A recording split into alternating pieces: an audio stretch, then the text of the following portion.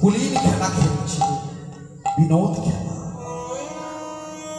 ভক্তমন্ডলী, ভক্তিমতী মা, খেলা আমরা সকলে খেলি,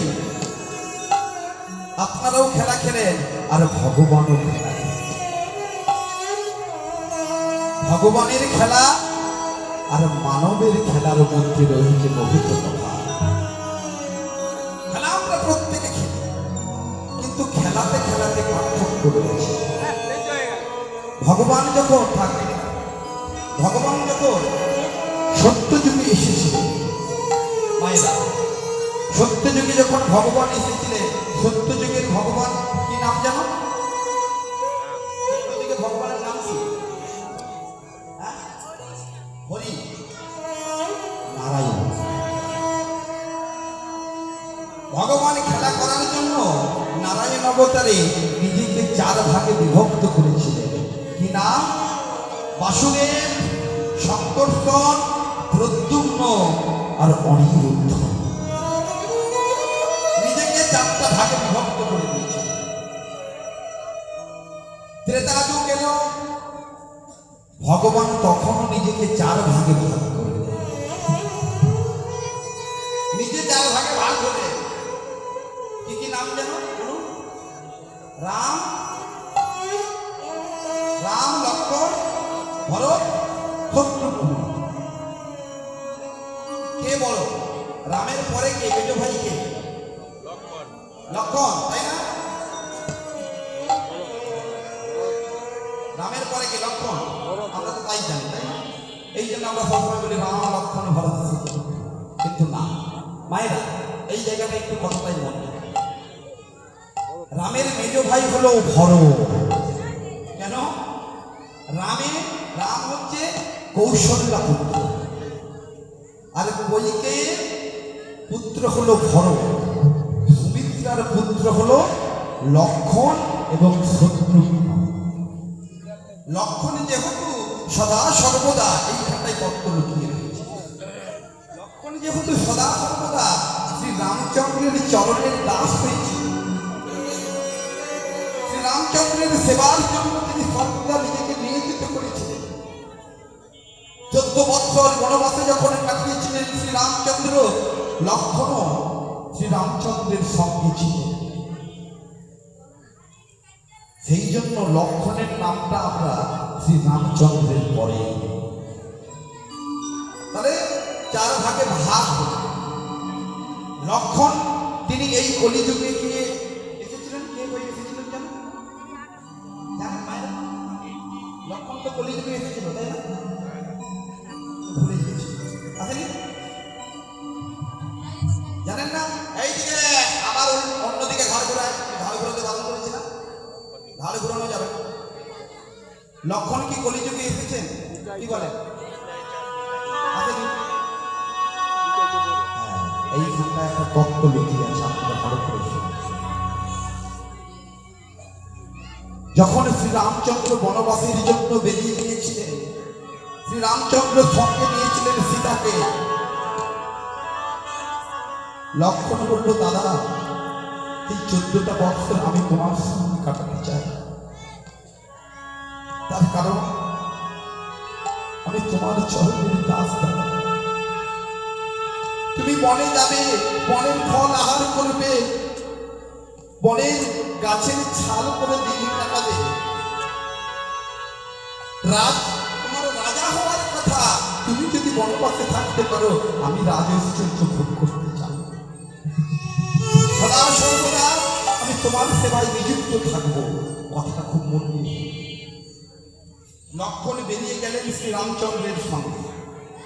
আমাকে এখানে বলেছিল যে শ্রী রামচন্দ্র সম্পর্কে 2-4টা কথা বলা। লক্ষ্মণ বেরিয়ে গেল শ্রী রামচন্দ্রের সঙ্গে। এমন সময় যখন সরযূ নদী বের হচ্ছে, সরযূ নদী বের হয়ে পঞ্চবটির বনে রামচন্দ্র অবস্থান করবে। মায়েরা, পঞ্চবটি বনে ছিল, তাই না? পঞ্চবটি বনে রামচন্দ্র, লক্ষ্মণ এবং সীতামা অবস্থান করলেন। রাবণ চুরি করে নিয়ে গেল লক্ষ্মণ। 14 বৎসর পরে শ্রী রামচন্দ্র যখন অযোধ্যায় ফিরে এলেন। অযোধ্যায় শ্রী রামচন্দ্রের রাজ্য অভিষেক। যখন রাজ্য অভিষেক হলো, সেই সিংহাসনের উপরে একজন ছাতা ধরে, রাজার মাথায় যে ছাতা ধরে, ছত্রধর হয়ে লক্ষণ দাঁড়িয়ে রইলেন শ্রী রামচন্দ্রের পশ্চাৎ ছাতাটা ধরে। এমন সময় সকল পাত্র মিত্রগণ অযোধ্যায় ওই রাজ দরবারে সকলে বসে রয়েছে, বানর মণ্ডলীরা বসে রয়েছে। সুগ্রীব, অঙ্গদ, সুষেত্র, মহেন্দ্র, দেবাক্ষ, গবাক্ষ, জাম্বুবান এবং হনুমান। এরা বড় বড় বীর হনুমানদের মধ্যে, বানর জগতে বানর কুলের মধ্যে এরা হলো বড় বীর। এরা সকলে বসে রয়েছে। এমন সময় লক্ষণ অট্ট হাসি দিয়ে উঠল, হা হা করে তীব্র গতিতে। যখন হেসে উঠেছে লক্ষণ, শ্রী রামচন্দ্র সিংহাসন থেকে দাঁড়িয়ে বলল, ওরে লক্ষণ, আমি রাজা হয়েছি বলে তুই আমাকে ব্যঙ্গ করছিস? আমি তোর দাদা, আমি রাজা হয়েছি বলে তুই আমাকে ব্যঙ্গ করছিস? কি হাসছিস? লক্ষণ করজোড়ে নয়নের জলে বলল, দাদা তুমি রাজা হবে, এটাই তো আমার ইচ্ছা। দাদা তুমি রাজা হয়েছো বলে আমি হাসছি না, আমি হেসেছি আমার পূর্বের একটা স্মৃতি মনে পড়লো বলে। কি স্মৃতি? মায়েরা এই জায়গাটা একটু মন দিয়ে শুনুন। দাদা তুমি মনে করো, যখন আমরা অযোধ্যা থেকে 14 বছরের জন্য বনবাসে বেরিয়ে গিয়েছিলাম, আমরা সরজু নদী পার হয়েছিলাম নৌকা থেকে। যখন সূর্য অস্তান্বিত অবস্থা সন্ধ্যে হয়ে এসেছে, এই হচ্ছে সেই জায়গা। ধীবরের কাষ্ঠতরী সোনা হয়েছিল, সরজু পার করে দিয়েছিল, ধীবরের কাষ্ঠতরী হয়েছিল সোনা। ভগবানের রাতুল চরণ করেছে। দাদা তুমি সেদিনের কথা মনে করো?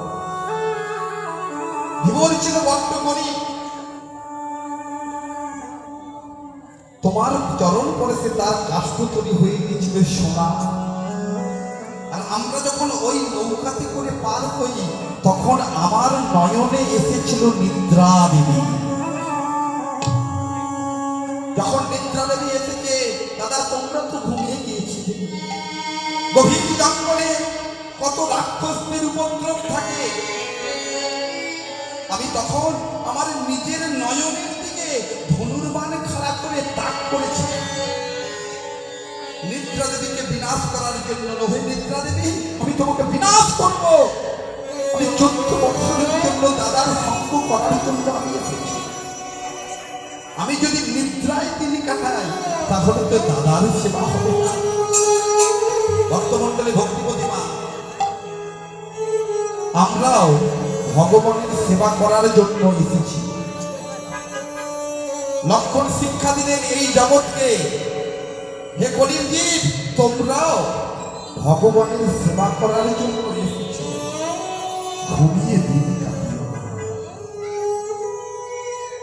ভক্তমণ্ডলী, ভক্তিমতী মা, একবার বিচার করে দেখবেন, আমরা এই জগতের কলির মানুষ, আমরা ন্যূনতম আমাদের আয়ু যদিও 120 বছর, আমরা 120 বছর 5% মানুষও বাঁচে। বাঁচে কি? গড় আয়ু বলতে পারেন 70 বছর। এই 70 বছরের মধ্যে